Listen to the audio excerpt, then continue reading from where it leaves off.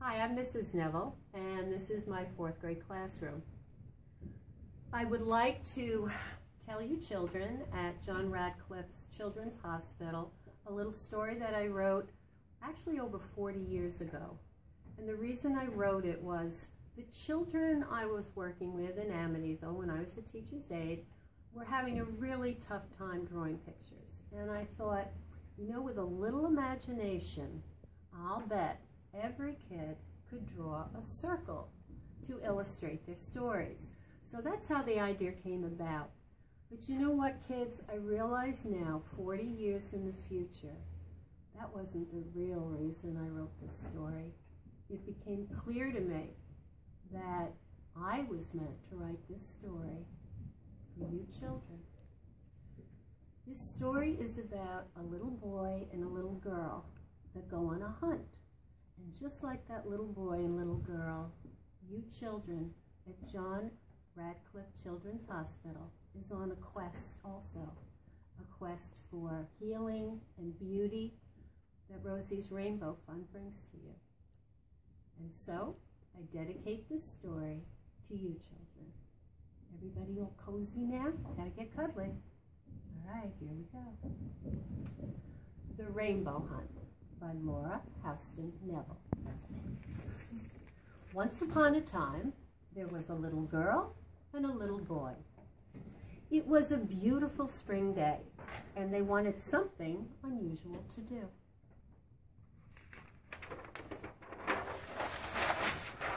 They thought and thought, but could think of nothing. I know, said the little boy. Let's go on a hunt.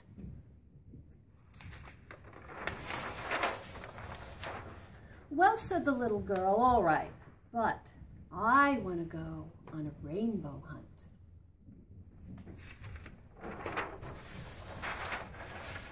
So off they went. First they went to the seashore, but all they saw were the seagulls and the great blue-green ocean with a beautiful warm sun above it.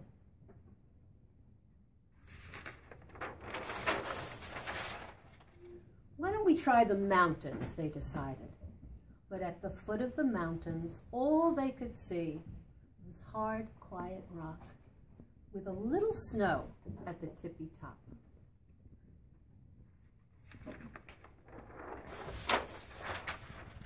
Maybe at a circus, the little boy said. It's a colorful place. A rainbow would feel very happy there.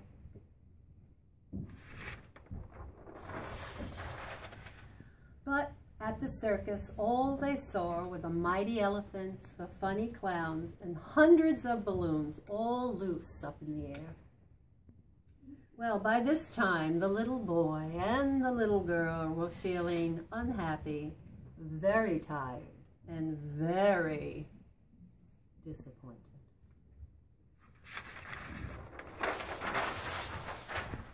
It's no use, said the little girl. It's getting dark. We've looked everywhere. We'd better go home.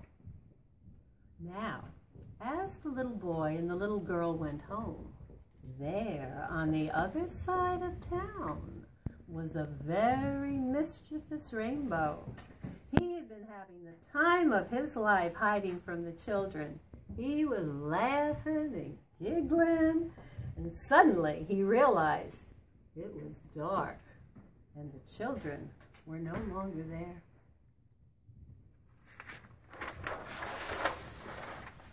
Oh, I'm frightened, cried the rainbow.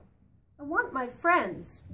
So he made himself believe he was very brave, and he walked straight and tall through the woods very quickly.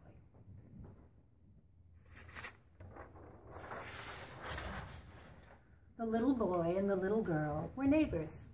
They could see each other from their bedroom windows if they wanted to. The rainbow was nearing their houses now, looking for his friends. Here he comes. Finally, he was standing between their houses. He looked up and could see a light on in the little boys' and the little girls' rooms.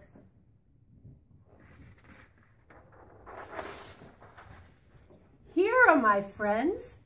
The The little rainbow was so happy.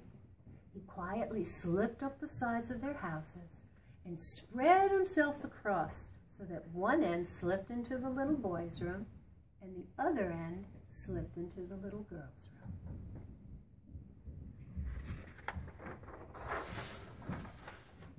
The little boy and the little girl were sleeping, but once during the night, they woke up, and there, nestled in their beds, was a soft pile of beautiful colors, sleeping peacefully, all cuddly. Now, some people think that at the end of the rainbow, they will find a pot of gold. Well, what they'll really find are two little children dreaming happily of a lovely, friendly rainbow. The end. Be well, children. God bless you.